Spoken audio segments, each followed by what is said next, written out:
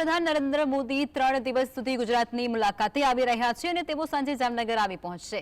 તેઓ જામનગરમાં રાત્રિ રોકાણ કરશે અને બાદ રવિવારે સવારે 7 વાગે રિલાયન્સ રિફાઇનરી સ્થિત આનંદ અંબાણીના પ્રાણી સંગ્રહાલય અને રેસ્ક્યુ સેન્ટર વનતારાની મુલાકાત લેશે। વનતારામાં લગભગ 4 કલાક જેટલું રોકાણ કરશે અને બાદ સાસણગીર ખાતે નેશનલ વાઇલ્ડ લાઇફ કોન્ફરન્સનું તેવું આયોજન થયું છે, જેમાં પણ તેઓ ભાગ લેશે અને શાસનમાં જ રાત્રિ રોકાણ પણ કરશે અને ત્યારબાદમાં તેઓ સોમનાથ મહાદેવના દર્શન કરવા પહોંચશે।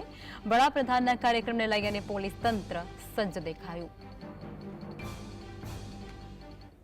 આજરોજ વડાપ્રધાન નરેન્દ્ર મોદી જામનગર ખાતે આવવાના છે, ત્યારે તેમને આગમનને લઈ અને જે તંત્ર દ્વારા જે તમામ તૈયારીઓ જે છે તેને આખરી ઓપ આપી દેવામાં આવ્યો છે।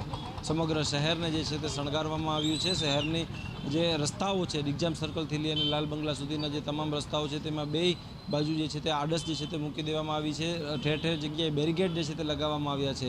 વડાપ્રધાન નરેન્દ્ર મોદી આજરોજ જે સર્કિટ હાઉસ ખાતે જે રાત્રિ રોકાણ કરવાના છે તેને લઈ અને ત્યારે હાલ જે આપનું દ્રશ્યો બતાવીશ કે જે સર્કિટ હાઉસ ખાતેના જે દ્રશ્યો છે કે જ્યાં અત્યારે હાલ લાલ બંગલા સર્કલથી લઈ અને જે બેરીકેડ જે છે તે લગાવી દેવામાં આવ્યા છે અને જે ત્યાં સર્કિટ હાઉસ ખાતે જે રાત્રિ રોકાણ જે છે તે વડાપ્રધાન નરેન્દ્ર મોદી જે છે તે કરવાના છે।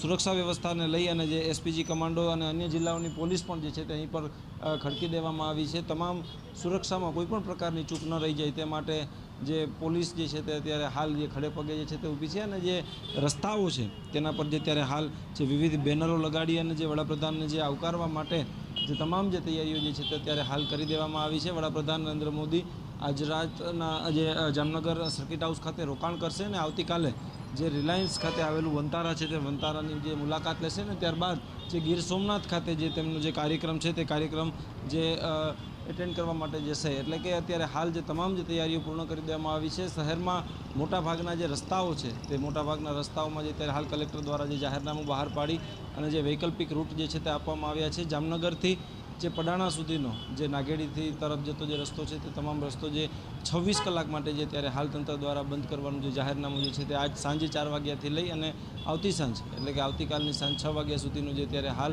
જે જાહેરનામું જે છે તે બહાર પાડવામાં આવ્યું છે। તમામ તૈયારીઓ જે છે તે કરી દેવામાં આવી છે। લોખંડી સુરક્ષા વ્યવસ્થા પણ જે છે તે ત્યારે હાલ ગોઠવી દેવામાં આવી છે। આજ સાંજના જે વડાપ્રધાન નરેન્દ્ર મોદી જે છે તે જામનગર એરપોર્ટ ખાતે આગમન કરશે અને ત્યારબાદ જે જામનગરના સર્કિટ હાઉસ ખાતે જે રાત્રિ રોકાણ જે છે તે કરવાના છે। કેમેરામેન હિમાંશુ પરમાર સાથે અર્જુન પંડ્યા, GSTV ન્યૂઝ, જામનગર।